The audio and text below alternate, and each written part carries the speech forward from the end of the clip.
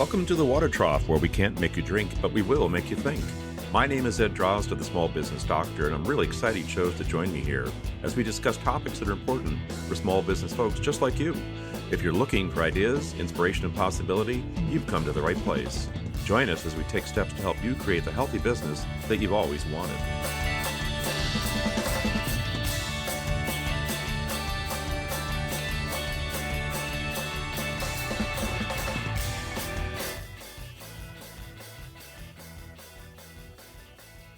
Hey folks, welcome back to the Water Trough. This is Ed Drozd, the Small Business Doctor. I just finished reading a book. It's called The Zen of Listening, Mindful Communication in the Age of Distraction, a book by Rebecca Shafir. I don't know about you, but I always thought I was a great listener. And heck, I'm a business coach. I should be very, very effective at listening. After reading this book, however, and in discussions with my wife, children, friends, and others, I realized that the quality of my listening may not quite be what I think it is. Communication is comprised of two major elements. It's comprised of the listening and of the speaking. Now, this is, of course, a limited view of communication because there are far other nonverbal forms of communication, but the verbal form of communication is one of the critical ones that we use in our lives all the time. It's a routine. And so when I started to read this book, I really didn't expect to learn much. I kind of figured that it would be a rehash of things that I know, and to some degree there were some things that I've known and that I do and have heard before. But the real persuasive thing here for me was that listening goes far beyond the idea of hearing. That's right, listening goes far beyond the idea of hearing. The title here tells it all. I can hear you just fine, but what did you say? The ear picks up the sound, the brain processes the signal, and displays it in such a fashion that we actually are able to identify the words that are being spoken. But our ability to take the time to sort out what is being said, to truly understand and appreciate what is being said, is another thing altogether. Hey, it shouldn't come as any surprise. Look at all the distractions that we have in life. We're constantly bombarded by sounds, things, visual cues, the need to get things done, deadlines, and so on and so forth. It's incessant. And when it comes to listening to someone speak and truly hearing what they're saying, it's just yet another item in the barrage of input that we're trying to process at any given time. I'm not going to get into detail about what the book says, but I will share some thoughts about some of the things that I learned. One of the things that was particularly meaningful to me was that in order to listen effectively, you have to simply let go of yourself for a moment and get into the story that is either being told by the person or the story that's being intimated by the person. So the story might be the words themselves, but it's also what's behind the words, what gave rise to those words. Why are these words important to the individual who's sharing them with you? Instead of listening and focusing on what I have to do and what I'll do when this conversation is over and what I failed to do yesterday and what I look forward to doing this weekend, in that moment, we owe it to ourselves and to the one that is speaking to us to give them the space, to reserve space for them, again, to get into their movie for a moment, put ourselves in their place. Now, that's easier said than done. The distractions that we have are profound and many, and it's not something that we can simply ignore.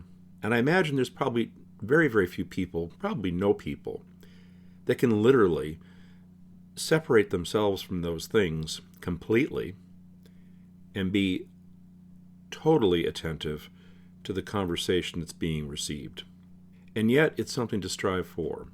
And I think we see this best when we consider the impact of failure to hear what is being said.